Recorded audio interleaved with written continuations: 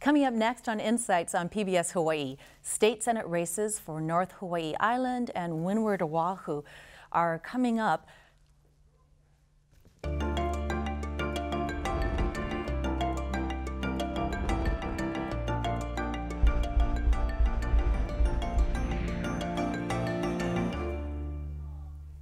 Aloha and welcome to Insights. I'm Malia Maddock, a host for Insights on PBS Hawaii. Tonight, we're starting our coverage of key races in the 2014 election. Before we begin, just a note, at times, Insights will not be able to accommodate all candidates running for each race. Our goal is to provide conversations that will best serve the public interest. We begin our election series tonight with two contests for two islands. In our first segment, we'll hear from Hawai'i Island Democratic primary candidates for District 4, which covers Hilo, Hamakua, and Kohala. Then midway through the show, we'll bring you two of the Republican primary candidates hoping to represent Kaneohe to the North Shore on Oahu. We invite you to join our conversation by calling, emailing, or tweeting your questions and comments. Now to our first candidates. Lorraine Inouye served in the state senate from 1998 to 2008. Prior to that, she also served 6 years as a member of the Hawaii County Council, and from 1990 to 1991, she was Hawai'i Island Mayor, the office she left the Senate to try to recapture. Malama Solomon is the current state senator for District 4, a seat she has held since being appointed in 2011. She was also a state senator from 1983 to 1998, holding leadership roles including majority leader.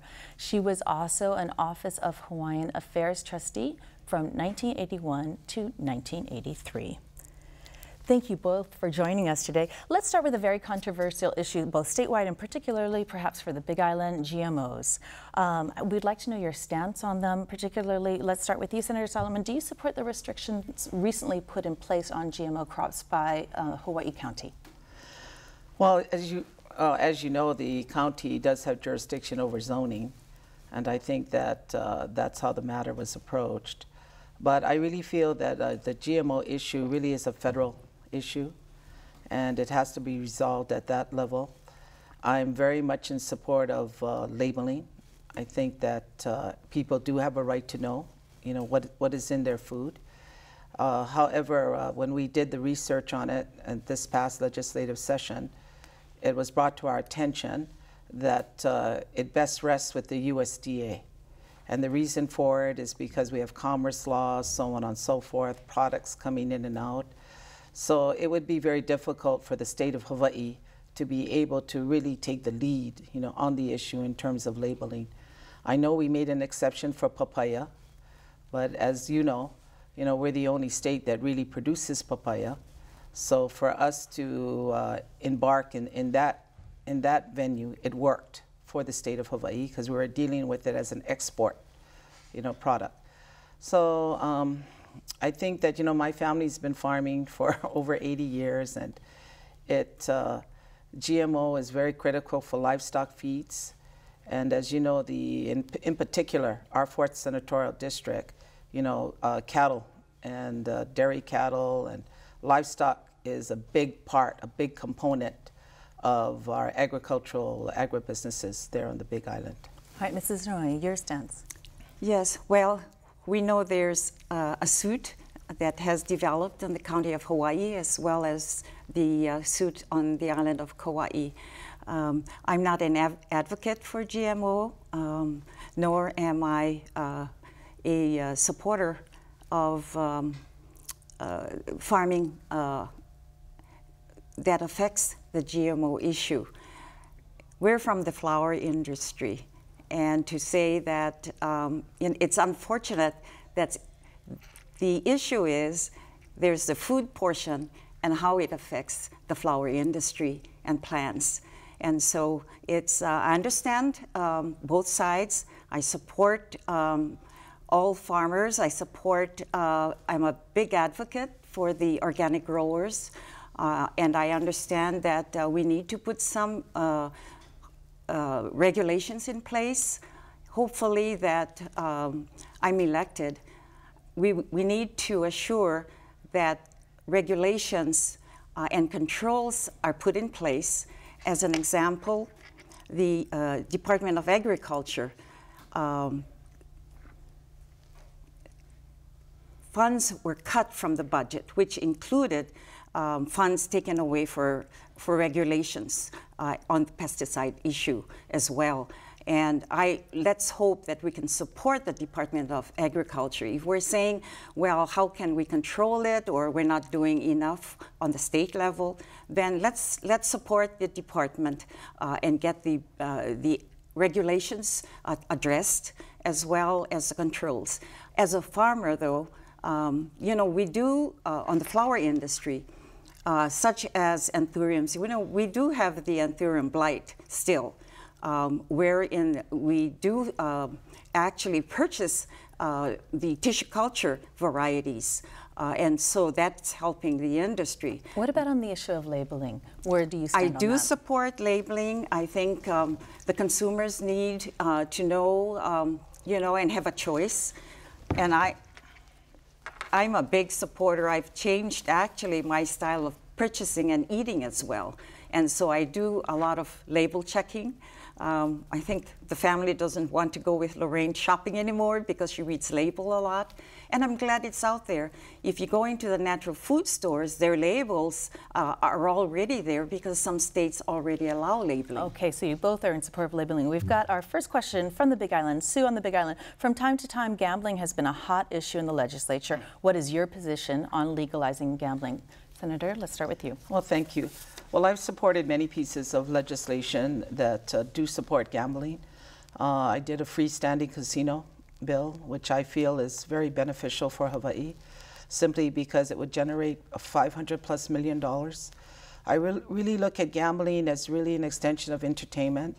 I feel that if tourism is our economic driver in the state of Hawaii, you know, we should take advantage to provide our visitors, you know, with all of the opportunities that we possibly can. Where would the gambling take place?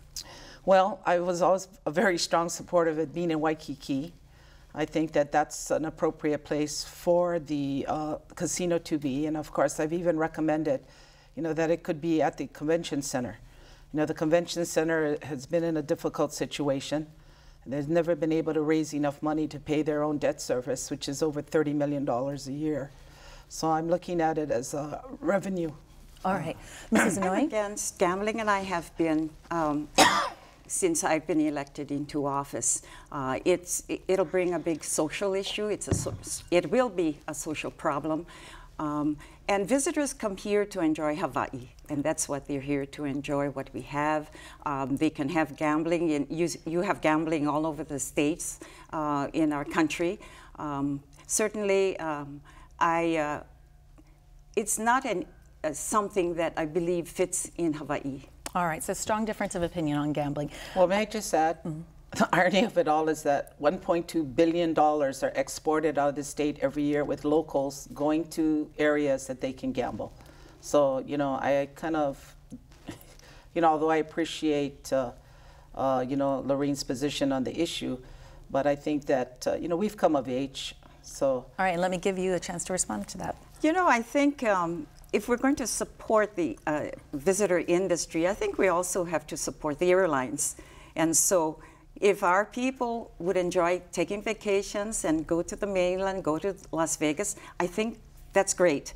And I love seeing the seniors doing that as well. And they love it.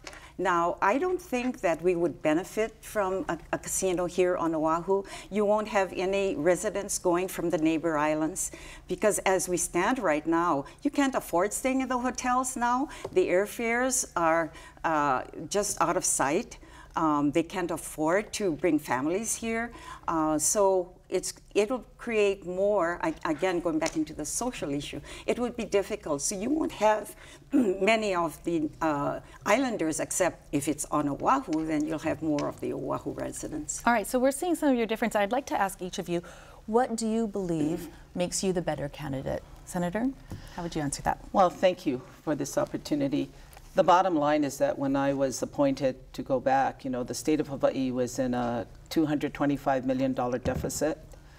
I felt that, you know, my institutional knowledge and my service as a senator in various positions of leadership, helped to provide guidance to the Senate to help us be able to now experience and you know, we're now in a surplus situation. I think the governor is going to be making an announcement as to where Hawaii is. I felt very comfortable in tackling the hard issues, especially when it pertained to the Hawaiian issues. You know, we did the state recognition of the Hawaiian people, which was a bill that I had authored and championed. And this is in our fulfillment of trying to finally get federal recognition, which I feel is critical. Also, I was able to participate in bringing a lot of our projects that kind of were in limbo after I had left office, such as Inouye, you know, which was our university in West Hawaii, and a lot of capital improvement projects that were left on the back burner. So for me, it has been a very good experience. I was the one that challenged the Supreme Court to be able to bring about the 4th Senate seat, which to me has brought more power to the island of Hawaii and to the neighbor islands, because it gave us one more vote, which was just ratified, you know, just this past April, because it went up to the Supreme Court in San Francisco. Okay, Mrs. Inouye, your answer. I think we all know that the senator and I are pretty much political savvy. There are differences in style. As I've shown throughout my years in service. I've always had an open door policy, and I've known to be a people person. But I disagree with the senator on one issue. We don't have a surplus. The recent Council on Revenues downgraded the revenues to the state to 0.04. And they feel that the economy is not going to be stabilized in the form that we've experienced the last couple of years. The tourism industry has slowed down quite a bit. We don't have a surplus. We have to consider that the legislature added $55.5 million to take care of the Hurricane Relief Fund. The governor the other day said we're $45 million in the hole, so let the next legislature do it. So, and with the next 2 years, the 2014 and the 2015, we do have to take, I mean, if we're going to continue to support putting in monies to the Hurricane Relief Fund. Now, going back to issues that are related, I disagree with the senator with regards to Inouye, because it started with the initial outset through the Lingle administration, finally agreed with the location of the site through that administration. I'm happy, though, that the governor has decided to follow through and work out the details. The university, when I came on and was elected in 1998, we were wrestled with that as well. Matter of fact, under the Cayetano administration, we also looked at it because we needed to relocate the students over at the Kealakekua site. It's a shame that the enrollment has grown, and they're not accommodating, you know, the additional new population for higher education as well. And so during that time, the Cayetano administration, we worked on some sites as well. Matter of fact, there was money put in for the drawings for the campus, but that fell on the wayside. And but I'm happy that the governor has decided to move the project along because it's certainly needed. Well, you two have run against each other several times now. Let me give you each a chance to ask a question of each other. Senator, why don't I start with you? What question would you ask of Mrs. Inouye? Well, I don't have a question so much as just some responses as to her previous remarks. I think her projections on the council revenue, these are projections that were given in March. You know, as you know, we have the large tax intake is, you know, after April. You know, that's when a lot of the businesses come in and pay their taxes. So I'm looking forward to, I would say I'm very hopeful, you know, in terms of we turning around this economy. I think that the whole strength of our focus has really been to try to get this state back on a solid footing. And, you know, and I feel that, you know, I have contributed a lot, you know, in terms of turning that around. although she made mention about Palama Nui, that may be true, but the fact is that the actual groundbreaking and so on took place during the Abercrombie administration.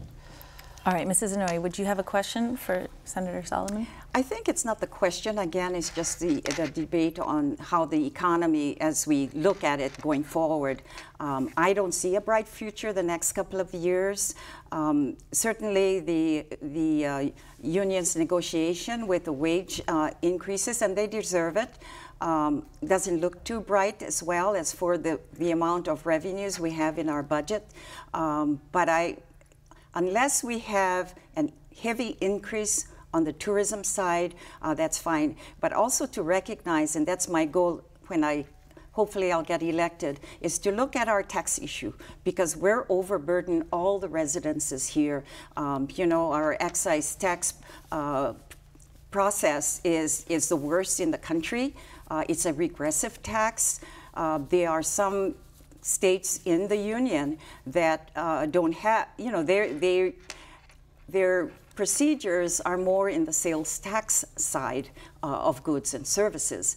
But I would say that I think an overall of looking at tax issues going forward, I think we should start doing that. All right, let's get to a viewer question. This is from Mel in South Kohala via email.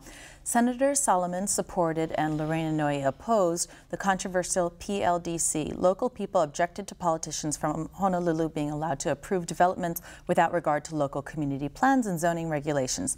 The PLDC was repealed. Senator Solomon, why did you support doing this? Do you still support this approach? And candidate Inouye, how do you think this should be handled in the future? May I start with you? Well, the irony of it all is that now we have a lot of mini PLDCs that we're seeing throughout almost every department. You know, the whole purpose of a PLDC was a public-private partnership, and I don't think that it's unique to Hawaii. I think that this is a way of where governments are reinventing themselves. I think that Hawaii has always been a leader in public-private partnerships. It started with the plantation. You know, we had a private-public partnership proposed to solve our hospital situation. We had a public-private partnership proposed, you know, when it came to our education deficits. So I think it was just an idea that was really before its time. Although I feel that it's a way of we looking for a brighter future. I think that it's a way of diversifying our economy. I think it's a way of utilizing a lot of our public assets to help our residents, which of course, that's one point I agree with Lorraine. You know, I think that the GET tax is a regressive tax, and you know, it's an export tax. And I've taken a very strong position that we should start looking at doing away with income tax, or at least the thresholds, because we're the Kama'aina, they pay two taxes. You pay the GET plus the income. All right, Candidate Inouye, your response. I opposed the PLDC for several reasons. Number one, that measure took away the responsibilities out of the counties. And that PLDC would allow any developer to go anywhere because it wasn't just for a particular site or a particular island. So I really believe in home rule. And that's and as former mayor and a county council person, you know, we should have controls for our own destiny on each island. All right, we're actually in our final minute, so I'd like to get a few more questions. For Senator Solomon from Cynthia on Oahu, is it fair that your parents and you have 100 acres of Hawaiian homestead land and can subdivide it while no one else can subdivide their Hawaiian homestead land? This was in the news. Your response? Okay, well, it's complicated. You know, my mother was on the original 1951 list, and it was through an Agent Hawaiian Act that my mother was a key player simply because she had her paperwork. We were awarded our Hawaiian homestead after we were given a homestead at Pu'ukapu, which the department took away after they realized that there was a valuable cinder hill sitting there that had a value of $120 million. So we were being relocated. And you know, my mother is now 88 years old. When she first applied in 1951, she was 25. As far as our INA is concerned, when we received the award, that land was already zoned by the county into Ag 40, which is 40-acre lots. And at the time we had applied, the county had given us the approval simply because it was zoned for that purpose. And the commission put a moratorium. So as far as we're concerned, I mean, we have followed the law, and Hawaiian Homes is now revisiting their own rules and regulations as to how it interplays and interfaces with the county, which I feel is a big issue, because I've always was very, even in my political orientation, that I feel very strongly that the Hawaiian Homes should coincide with county regulations when it comes to zoning. So as far as the family is concerned, you know, we are law-abiding, and the department is going to be making it available, providing if the county allows the zoning. Okay, we are in our final minutes. So that's the question. That's the answer. Thank you for your answer. Mrs. Inouye, in your last matchup against each other, I believe you lost by 69 votes. Correct. Tell me, why do you believe the numbers might be different this time? Do you believe the numbers will be different for you this time? Absolutely. I feel good about this election. The constituents out there are supporting me, and they just want to change, as the same change we had in 1998 when I was elected. And Senator, why do you believe the numbers will not be different? I'm sorry? How do you believe this race will come in? Will it be as close as your last one? How do you see this race Well, coming of in? course, I hope it won't be. But, you know, I think the district has grown quite dramatically. You failed to mention early that it does include North Kona. I think where the impact of growth has been is my strengths, which is, of course, Waimea, the Waikoloa, North Kona, and my hometown, Kohala. These are the areas that have experienced the most population growth, you know, within our district. The Hamakua, in fact, has lost population. And so, you know, I'm just out there working the best I can, you know, doing what I have to do. And, you know, I'm a very community person myself. I'm a people person. When so you talk about, I feel good about it. When you talk about growth on the Big Island, I've heard some Big Island residents express the fear that Big Island might go the way of development on Oahu and urbanization. Where do you draw the line on development on the Big Island? I think, again, development should rest with the counties. We already have the growth. This Hawaii Island was in the last census, had the most population increase at 25%, and hence the additional senator was allowed, and which we deserve it as well. All right, your response on development, any thoughts?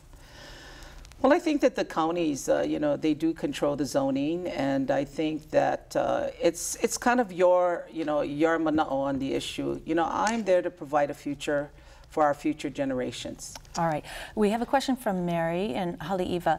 For Mrs. Inouye, does she agree with Senator Solomon that green sea turtles and humpback whales should be removed from the endangered species list? No, I think the whales and the green sea turtles should remain. You know, what's going to happen going forward? Global warming, and we have on our island folks like Dene Akaka Jr., the project at Mauna Lani, who's been doing a wonderful job in nurturing the green sea turtles annually, putting them back into the ocean. We're educating our children about how to care for them. So I think it's Hawaii's green sea turtle, and it should remain. Senator? Well, you know, you know, I'm not making this all up now. You know, I think this is mandated by federal, you know, in terms of the endangered species, like when is a species not endangered anymore? And I think the issue for me, as I chaired the committee on waterland, was the enforcement point. You know, as long as the species remains endangered, then, you know, we're obligated to do enforcement. And right now, I feel that we don't have the resources to do an adequate job. And these are the kinds of issues that I'm concerned about. But what's very disappointing to me as I've gone back into the Hawaii State Legislature, you know, it's to a point where the environmental groups don't even allow you to discuss issues. But, you know, I have expressed that it's my fiduciary duty, you know, as a chairwoman, to be sure that if we're going to accept any obligation, that we can do it in a proper manner. and we simply do not have the resources. But I find it ironic now how everybody is all concerned about endangered species when the federal government doesn't even recognize the Hawaiian people. You know, people don't realize that the federal government has not recognized the Native Hawaiians, just the state of Hawaii, but yet they use our culture, you know, to be able to perpetuate their own agendas. So, you know, I'm the kind of chairperson, I leave myself open. I want to discuss all the issues and what's the best for Hawaii in terms of how we're expending our tax dollars. That's really my concern. Let me finish with the final question. Thank you. What is the one issue each of you would champion if elected to the legislature? May I ask you For first? me, one of the first legislation would be to look at the our Constitution and the HRS with regards to the appeal process of an election. I went through the process looking at the 69 votes.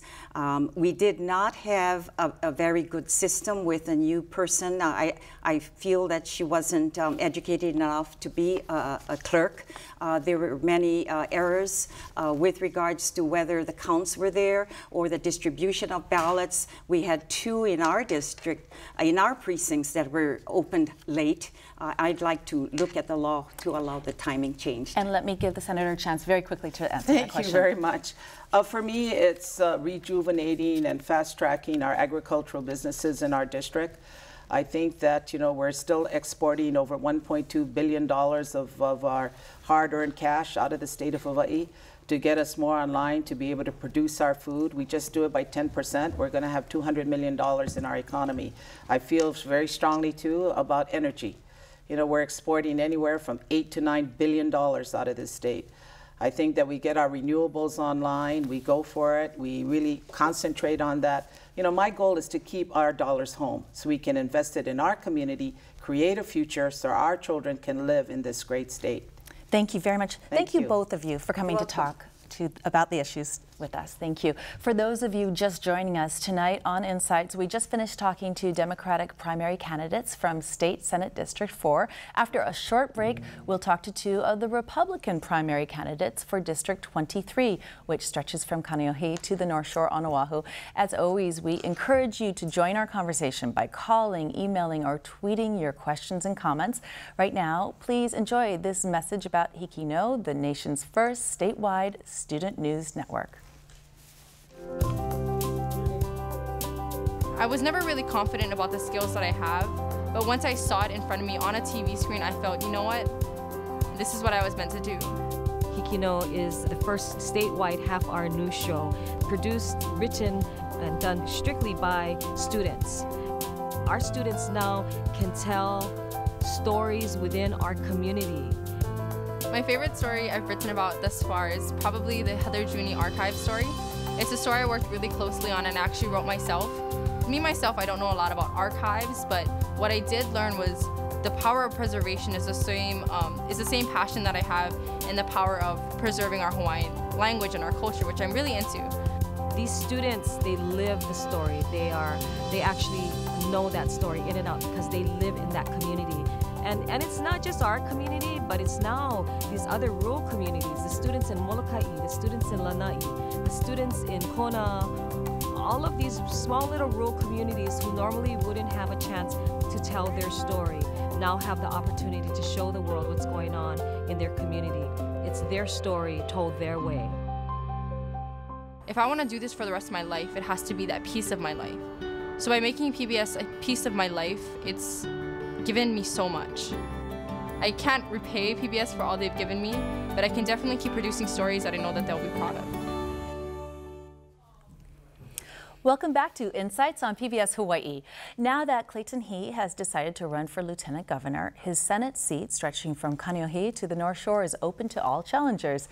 2 Republicans who have represented part of the district in the Hawaii House of Representatives hope to fill his seat. Now to our candidates. Colleen Meyer was a state representative for 14 years, representing Laie and Kahalu. During her tenure, she was minority floor leader for the State House.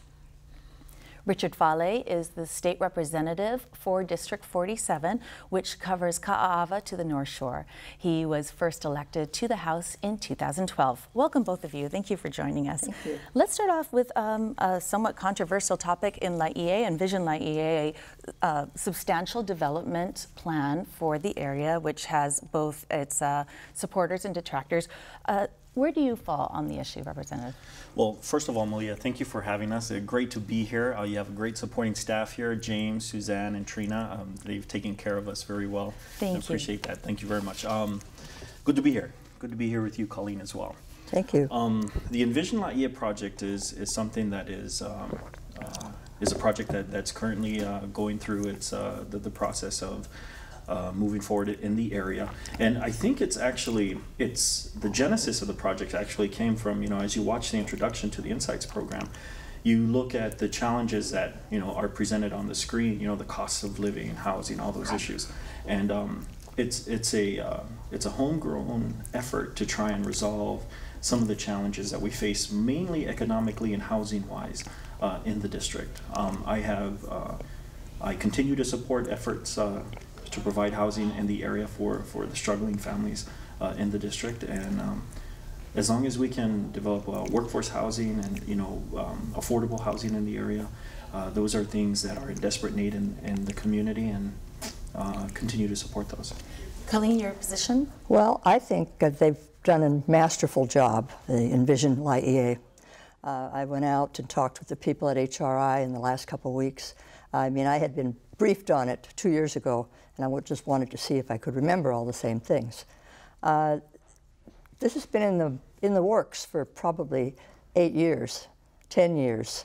In 2004, there was a group from Laie that came to the legislature. They had a bill introduced to be exempted from the lease to fee law. That was a law that took quite a while to pass. And then, of course, many people who were on Bishop Estate land, Kaneohe branch land, they could buy their land in fee. Well, the folks behind Envision Laie know that we need affordable houses. We need workforce housing. And one way you can keep housing less expensive is not to put it into leasehold. A lot's worth $150,000, $200,000, so you can cut that right off the top, and things are more affordable. So what I've seen there, the plan now is to add about 875 homes over a 25-year period. That's a long time. And there'll be various things. Some will be apartment house for tenants, rent. Some will be small individual houses. Some will be like townhouses attached. There'll be a variety of housing opportunities. So for voters, what should they know? Do either of you have a different? You're both supporters. Is there any difference in your position on this project? Well, I don't know. I sense a certain reticence from Representative Fale. This is a very large district, and it's many different communities. For what I've seen and the people that I talk to, the people in Laie, Kahuku are pretty much on board. Are you reticent about the project? Well, I wouldn't say reticent. It's not clear exactly. The project hasn't been fully set where this is exactly what we're going to do. And so we just have to make sure that it meets the needs of the community, which it looks like it does. But we have to remember that the community, there's a diversity there. And we have to make sure that the objectives of helping the working families and those that are struggling in the area are met. Could you give me an example of what your concerns are?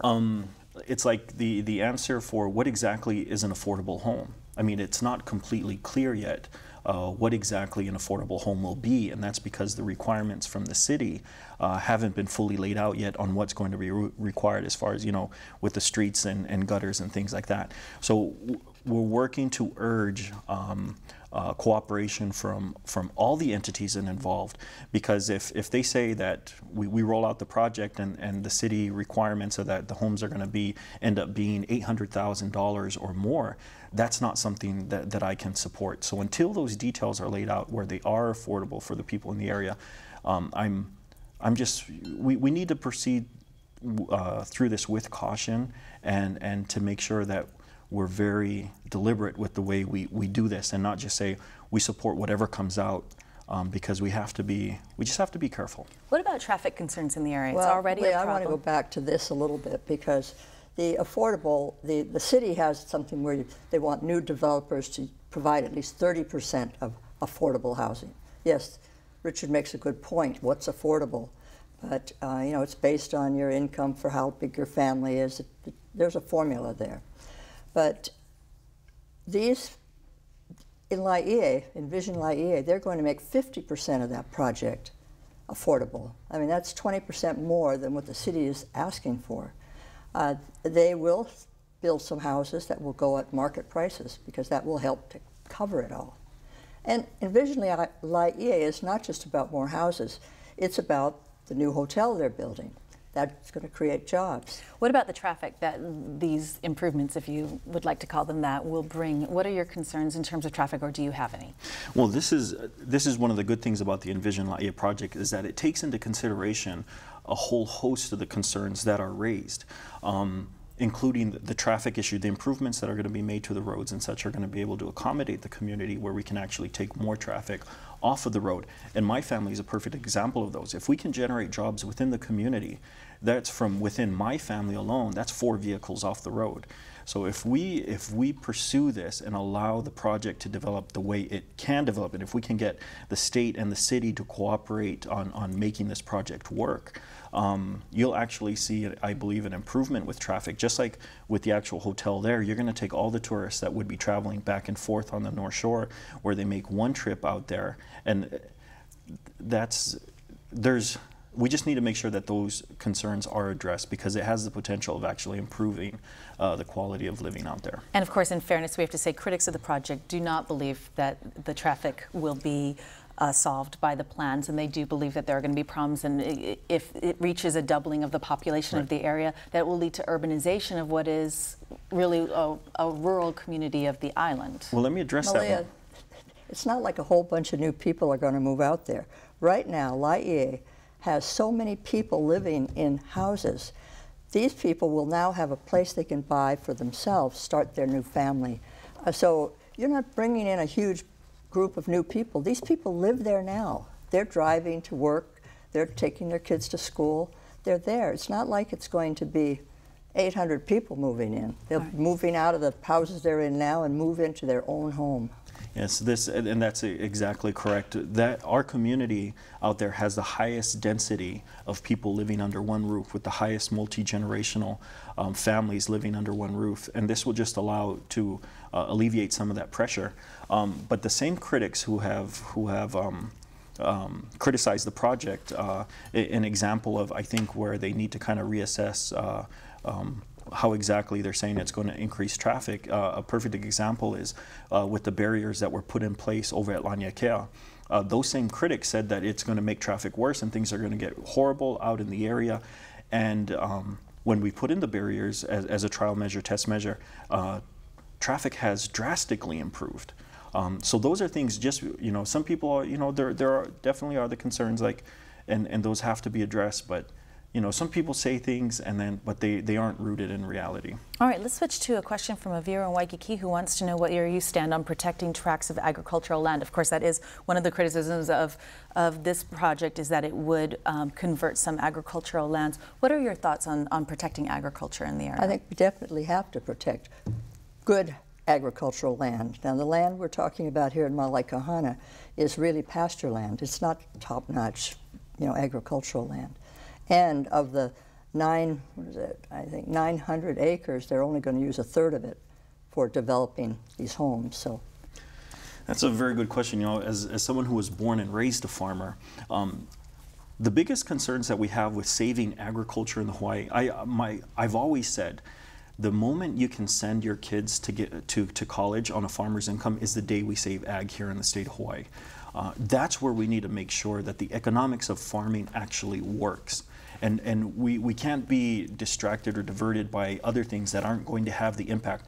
I'm the biggest advocate of making sure that agriculture succeeds in a state like Hawaii for sustainability purposes, for maintaining the special culture and lifestyle that we have here in the state of Hawaii.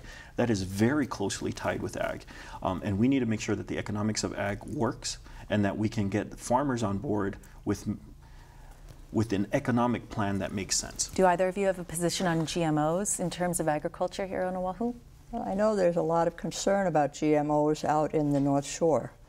You know, there's pioneers there and a number of fields. I worry about labeling things. I mean, to what degree do they want to do it? I mean, right now, some stores show GMO on papayas, the papayas that were, actually the papaya industry was saved by the GMO techniques.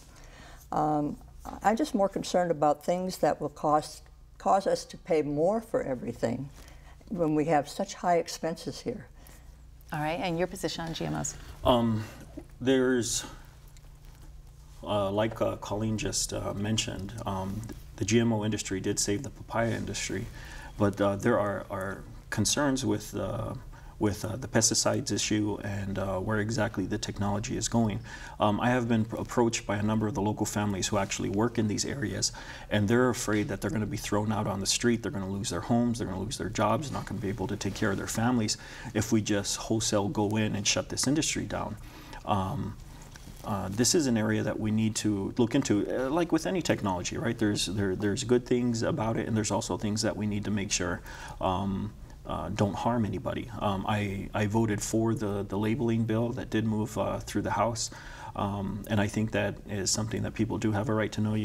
If you want to know what you're eating. So you would support labeling? I have supported, yes. And I have voted for the bill. Right. Unfortunately, the bill died, but there are some pretty serious complications, and this is one of the things that have to be walked through, is that the counties don't have departments of agriculture. Like the city and county of Honolulu does not have a department of agriculture. The subject matter experts for agriculture is the state of Hawaii. So we need to make sure that the state is doing what we need to do, and that we're empowering the State Department of Agriculture to be able to go out and address these issues, which haven't been adequately addressed at the state level. And also the federal government, there are some federal concerns with, are we going to require that in the state of Hawaii? Let's go to a question from Rosemary in Liliha. When considering development in Laie, and this is similar to development in Kaka'ako, where are we going to get the water needed for this development? Your thoughts, Candidate Meyer? Well, the water is certainly one very important thing. We can't live without water. With all the high-rises in Kaka'ako that they're building, my concern was is our sewage system up to snuff, because you know there's always something breaking. The water lines are breaking. And in your area, your concerns? Do you have concerns for water and infrastructure? I don't think it's a problem. I don't think it's a problem. All right. Representative? We are very fortunate out there to live. The Ko'olauloa and the neighboring Ko'olaupoko areas are areas with the most water on the island of Oahu. So as far as meeting the water needs of the area, I have worked and talked very closely with the Board of Water Supply in regards to meeting the water needs, because it just doesn't actually there's not just the need for the development, but for agriculture. We need to make sure that we have adequate water supplies, which is a very big concern in the Waihole, Waikane valleys. The water supply for the farming needs out there, and making sure that we have the water infrastructure to support an expansion of agriculture. And how do we do that? How do we make sure that we have enough? Well, this is one of the good things.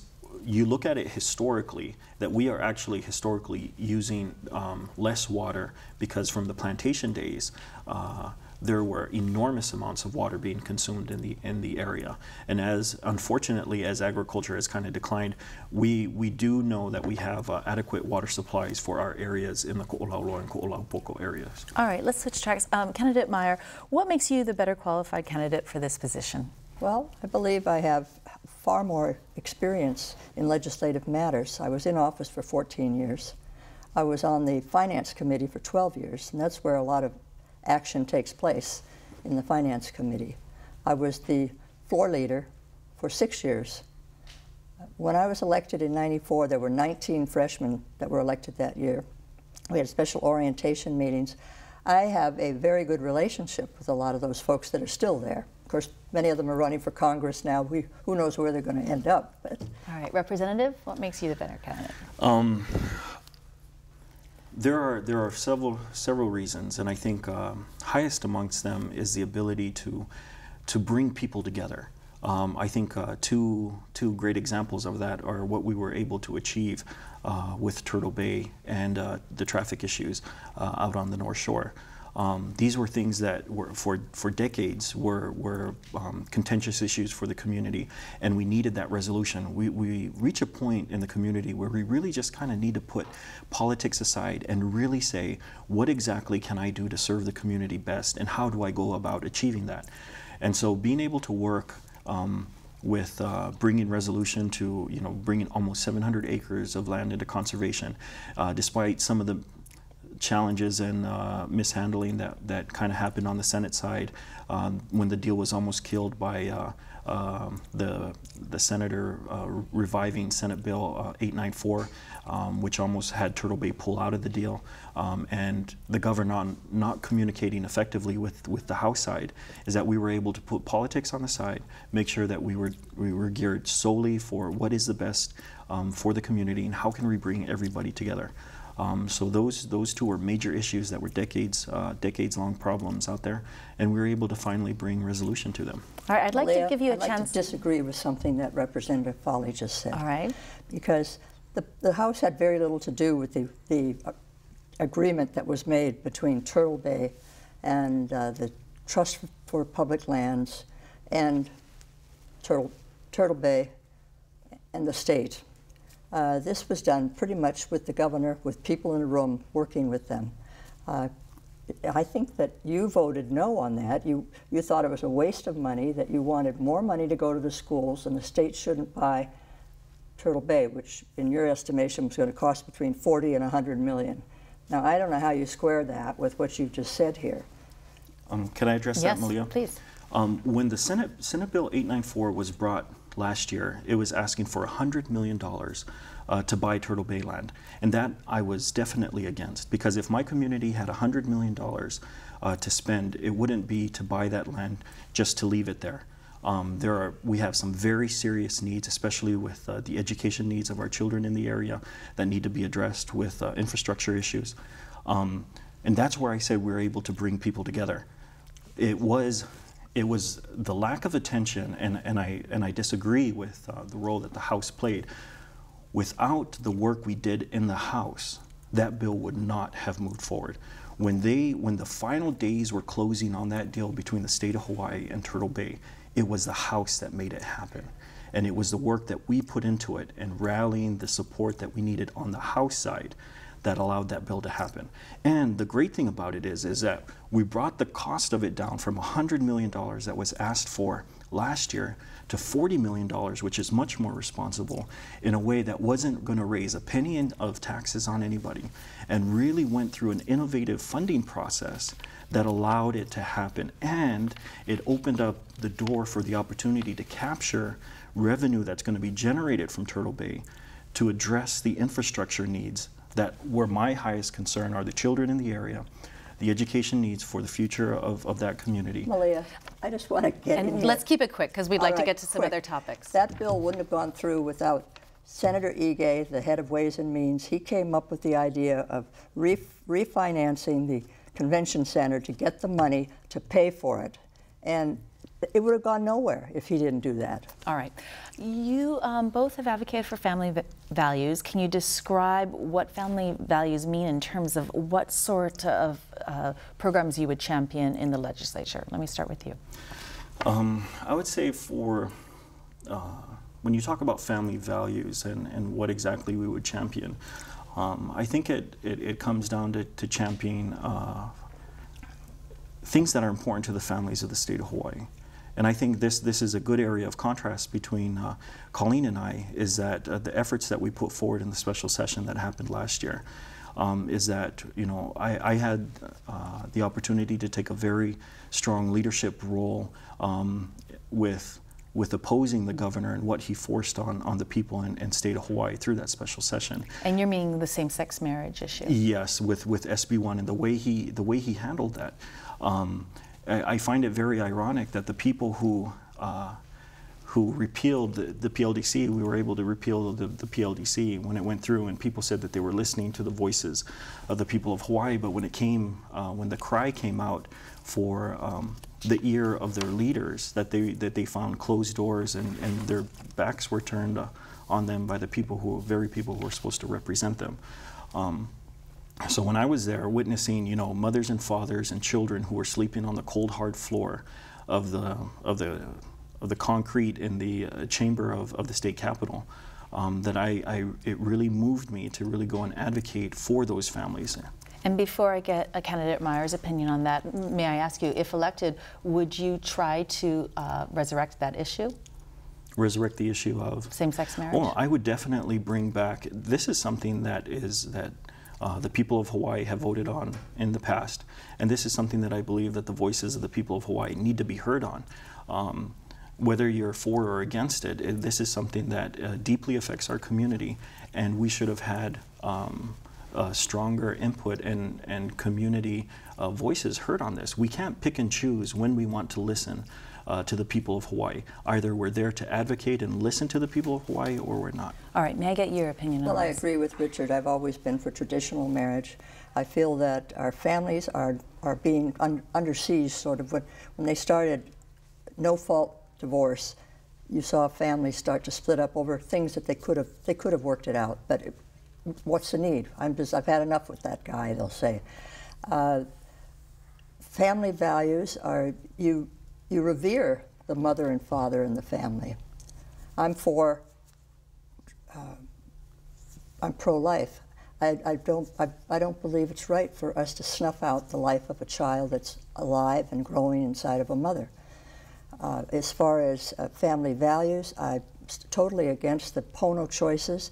I mean, this is a school teaching our children, 11-year-olds, things that are not anatomically accurate.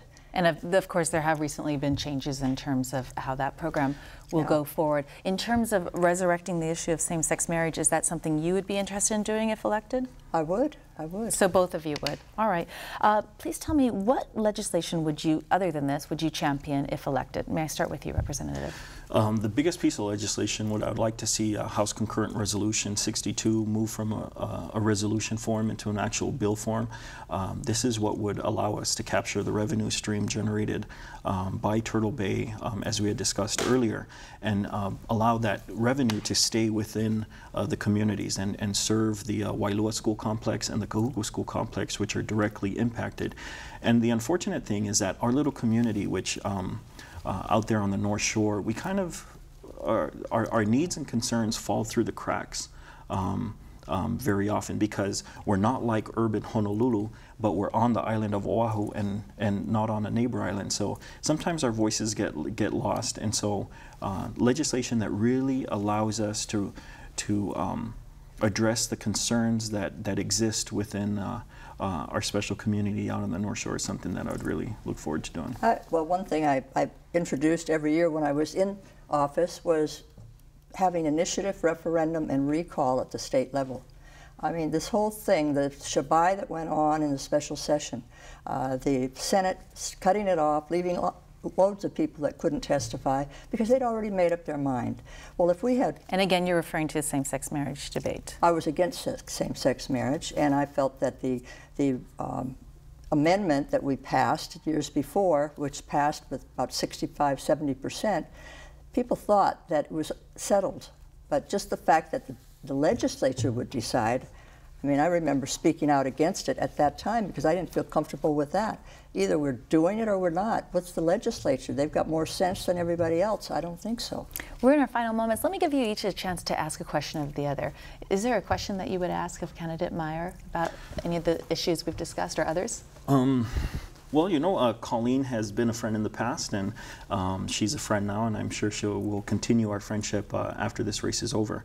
The question that I have for Colleen, and it really doesn't have anything to do with with our campaign. It's what exactly I see kind of a gap between those who have a lot of knowledge about the state of Hawaii, and I'm concerned about a gap between the youth and those who have led Hawaii in the past, and I don't see enough knowledge being passed between those two generations.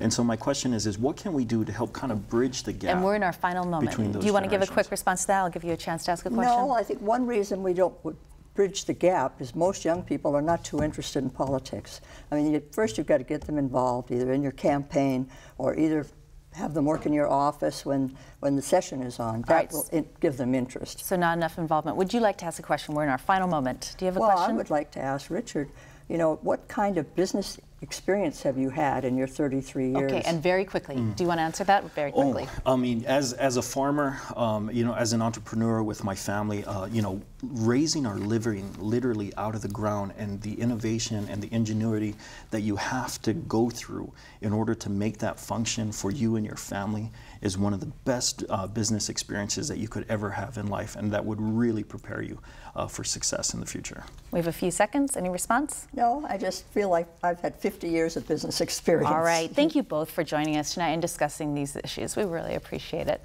Next time on Insights, since statehood, only one Republican, the late Hiram Fong, has been elected to the U.S. Senate. This primary election, 4 Republicans are vying to face off against the winner of the Democratic primary for the 1st Congressional District. Will one of those candidates be the first Republican senator from Hawaii in nearly 4 decades? Next week, we'll have a conversation with Republican candidates vying to serve out the remainder of the late Senator Daniel K. Inouye's term. That's next time on Insights on PBS Hawaii. I'm Malia Maddock. A hui ho.